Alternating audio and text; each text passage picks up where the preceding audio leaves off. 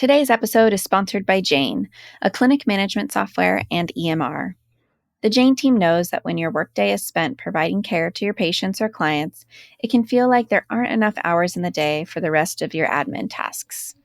This can mean that scheduling appointments becomes after-hours tasks, turning what should be restful evenings into extra long work days.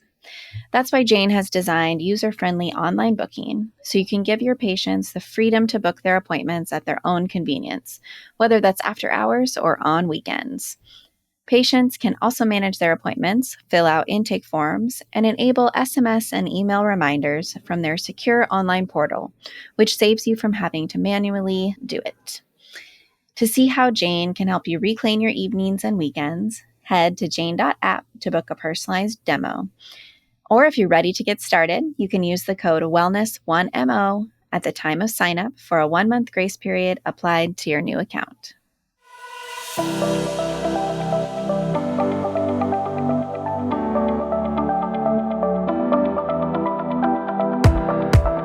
Hi there, and welcome to the Wellness Center Creators Podcast.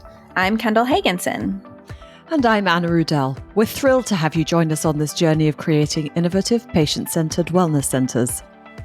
As experienced health and wellness providers, we've seen firsthand the challenges of delivering comprehensive, holistic care to our patients. That's why we created this podcast, to share the knowledge, strategies, and insights we've gained from our own experiences and from connecting with experts in the field.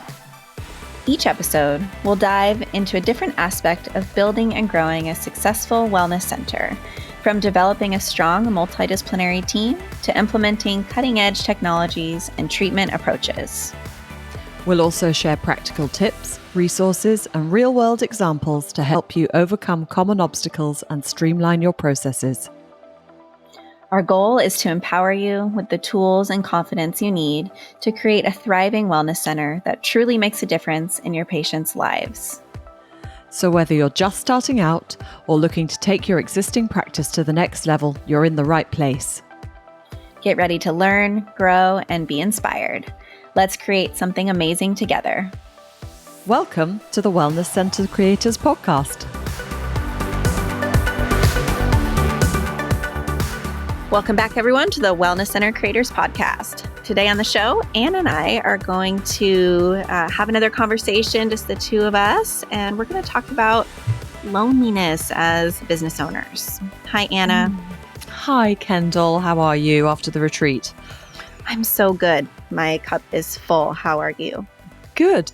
I'm well. I was pretty exhausted because it was a very packed 4 days, but I felt really inspired and have a very long to-do list. But, it was just such an enriching experience all around. But I will say one of the things that came up for, I think, quite a few of us during the retreat, and we don't necessarily talk about it as business leaders, is loneliness and how much we might experience that. We build these beautiful practices filled with people that we want to be around, and yet we can't be part of the group, and that can be really isolating. Yeah. I think that for me, that was the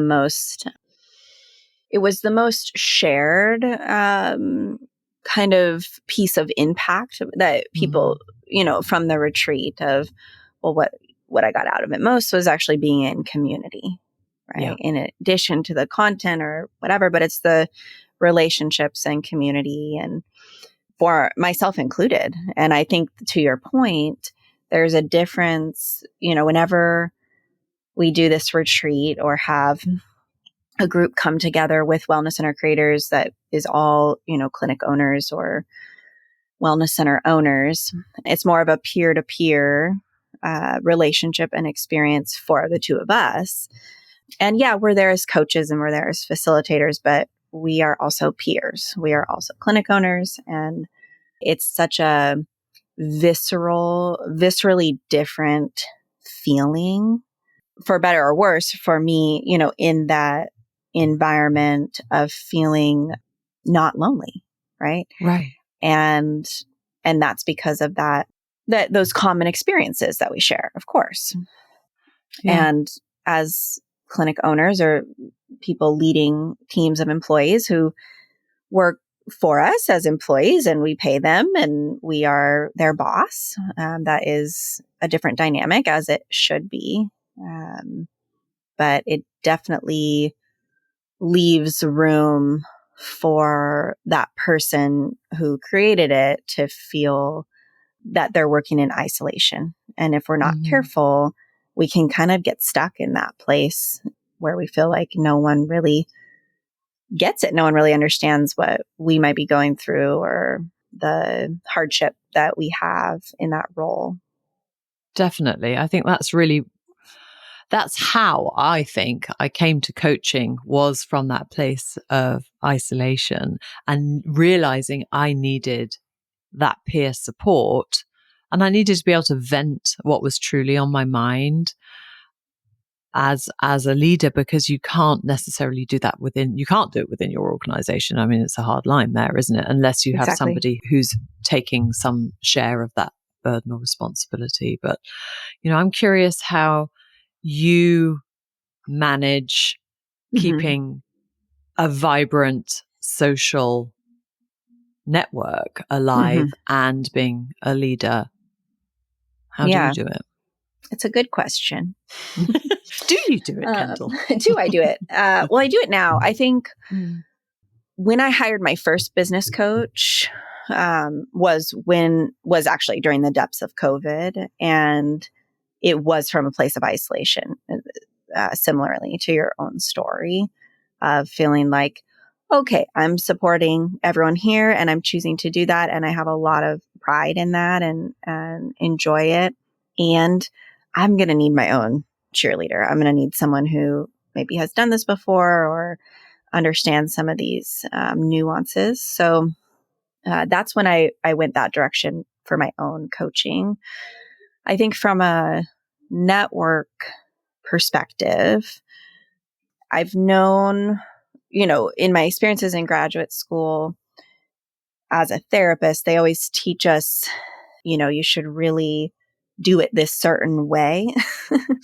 and that way that they would like you to do it is to work in community health, mental health, when you first graduate from school and, work for no money and overwork yourself and burn out and all the things, which a lot of therapists do and get amazing training, but most of them get burnt out pretty quick and move on to other environments.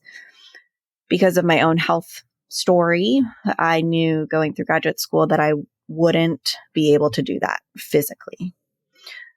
So one of my supervisors in one of my internships had done that pathway where she went straight to private practice after school.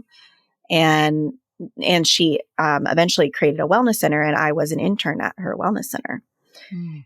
And something she said early on stuck with me, and that was around, if you're going to do it this way and go out on your own, the most important thing is to create a community around you of other business owners, mentors, coaches, colleagues, that where you can give each other support, hold each other accountable, and all those things, which made sense to me. I've always, I think I learned that the impact of community really early on, being an athlete and being on teams and just learning over and over again the power of community and everyone working together. And so that really stuck with me. And I've just worked really hard from the beginning to, we create community and collaboration within our clinic, hands down. But then a big part of what I do is building relationships in our community with other business owners who aren't in our industry, as well as those who are, being part of committees and councils and things like that in your local area is also really helpful. Just kind of branching out and making those connections and relationships has been really impactful for me. Mm.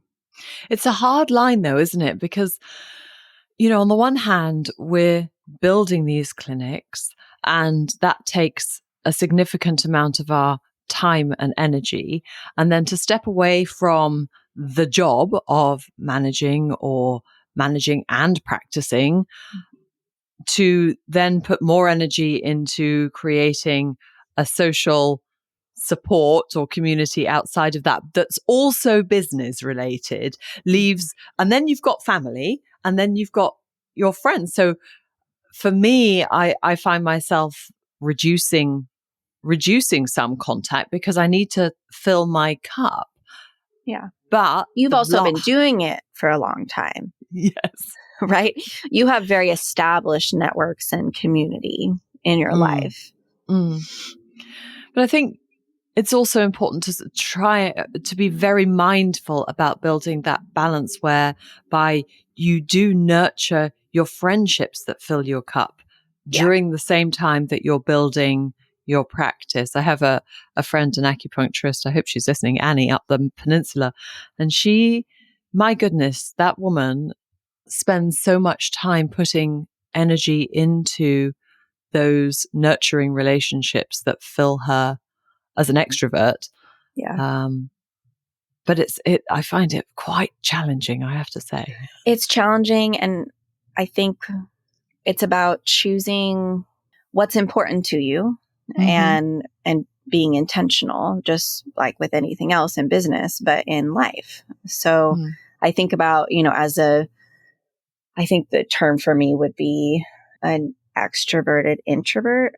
Is that correct? Where when I need to, I can show up and engage and all the things. I can be in a big social gathering, but I need a lot of time to myself. I'm very depleted by those things. And, but I really value my friendships and my relationships.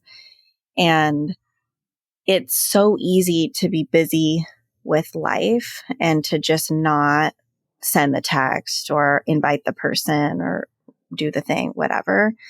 And so it's that important to me where even if I'm tired, that I'm remembering, like, I think remembering people's birthdays is really important. It's important to me, and I think other people appreciate it. And so that's one thing where I always make sure, you know what, this is my colleagues. We celebrate birthdays, of course, in our clinic too, but this is my good friend's birthday, and I'm going to, acknowledge that and have them feel celebrated. And it takes a lot of intention and attention. Yeah. Yeah. So how do you offload some of the lonely burden of being the only person who might have the knowledge and responsibility in your organization? Is that all your coach, or do you have a group of other professionals that you can sort of let them That's a in good a little question. bit? I'm curious your answer too. It's definitely partly my own coach, also my own care providers, therapists, other healthcare professionals. And then I have a lot of friends who are in the biz, right? Who are therapists, but they don't work on my team. And so they are an amazing community as well. And we really lean on each other. And they're all business owners in some type of way, whether that's solo practice or a small group. But they get it. They get enough of it where they understand how difficult certain things might be. And then I think it's important to have friends who are not healthcare providers. And so they're my little community as well. Yeah, definitely. And of course, family. But my question to you is around how much do you share of what you're experiencing in your role, or stress from work, stress from the clinic, or things that are going wrong? How much do you share that at home with your spouse? Apparently not much, according to my spouse. He says, I barely say anything about those things, because oftentimes I'll be processing for quite a considerable amount of time. So personally, I don't tend to process out loud. I sort of come to, this has really been niggling at me. What's going on? And then I'll share. But it's usually once I've actually formulated some sort of thought around why I might be feeling that way. I tend to share more with other friends in the biz, as you say, and have found myself deliberately seeking those who have potentially a similar experience as me, in the hopes that they get it as well. Mm-hmm. But I don't tend to share too much at home, other than, little specific incidences or something that's happening on a bigger scale that I've actually thought through and had time to process, because I don't actually want that input until I know I'm solid in it. Sure. Yeah. Yeah. That makes sense. How about you? Do you process it all through with your husband? Much to his dismay, I have at times. But so I try not to. I'm similar to you in that I do like to kind of process it and conceptualize it myself before bringing it to anyone else if needed. But I think as a therapist, so, we have really, really strict boundaries of privacy, in our work, as do all healthcare providers. And so when I was doing clinical work, I was still in this leadership role running the clinic. And so I couldn't talk about anything going on with clients, even if I've had a really difficult experience in the day. And so I think some of that would spill over, especially during COVID, where it's like, well, I can talk about what's going on at work in general, right? Or what the team is struggling with through COVID or whatever. But I can't talk about the 6 trauma therapy sessions that I just engaged with clients in the day where, I'm feeling impacted or whatever it may be. So I think that at times became an outlet, especially before I had my own coach. And I think that's been a really, really pivotal to separating those conversations, really, where I know it's like having a therapist or a provider, right? You know that you're going to get that support the next week or whatever it may be. So you don't necessarily need to bring it home and discuss it. Yeah, I agree. And I think, that it's a muscle, isn't it? The privacy and the HIPAA compliance. So it's very easy to sort of say, well, everything work is private. And so I find that I've probably let that spill over to everything associated with work is under the HIPAA compliant umbrella, which is absolutely not true whatsoever. But it's just easier to keep them separate that way, and then give your coach an earful. So you'll be getting an earful later, Kendall. Okay. Lay it on me. I'm ready. And I'm curious, this far into your career, and you've been leading your team for 20 years? When you think of like the scale of loneliness of how you might have felt in the past versus today, like, where are you? Like, if you check in with yourself, what would you say about that? That's a really interesting question. I would say my gut says, as time has progressed, I'm actually more isolated, if anything, because at the beginning of my practice, I was doing everything right. I was practicing. I was learning how to be a boss. I was learning how to hire. I was networking. Yeah. And I was, so there was a lot going on at any given time. And as my role has been refined over time, the boundary between me and my providers and my employees has also become harder in many ways in order for me to be a better leader. Yeah. But I feel like in terms of my practice and how isolated I am, that's potentially I'm at an all-time high there. How about you? Yeah, I agree with that. I think it depends on the path you choose, I think, as the leader, right? And the most organic pathway is to become more and more distance from the day to day. And a Right. lot of people have that goal. I want to be more the visionary, or, not seeing clients anymore, or I just want to step back and let it run. Like, a lot of people have that as their end goal.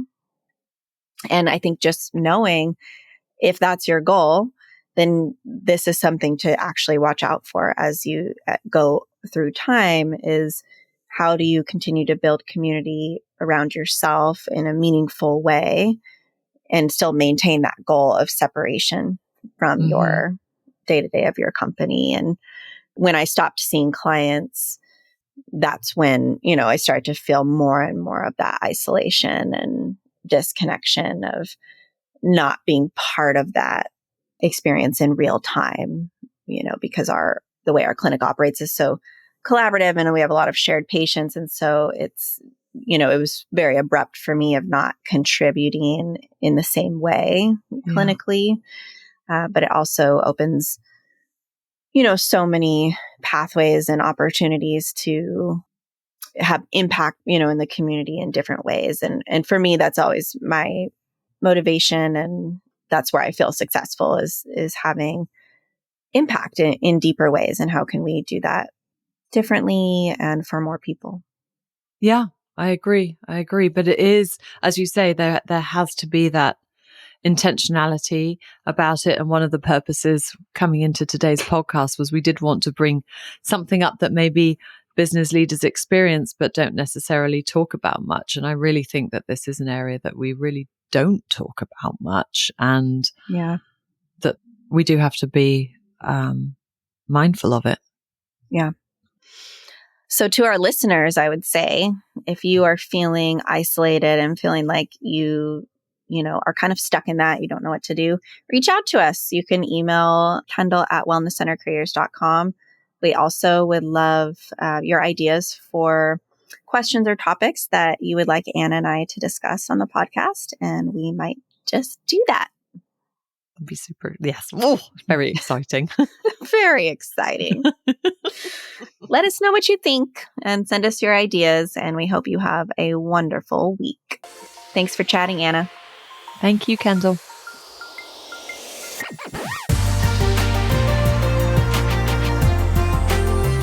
Thanks for joining us on the Wellness Center Creators Podcast. We hope you found the episode insightful and helpful. Remember to visit our website at wellnesscentercreators.com for show notes, additional episodes, and more resources to help you on your wellness center journey. We always love hearing from our listeners. Your feedback, questions, and experiences are invaluable to us and help us shape the content we create. So please don't hesitate to reach out to us anytime. You can contact us through our website or via social media. We're here to support you. If you know someone who could benefit from the information and insights shared on this podcast, please take a moment to share the show with them. Together, we can help more health and wellness professionals create thriving practices.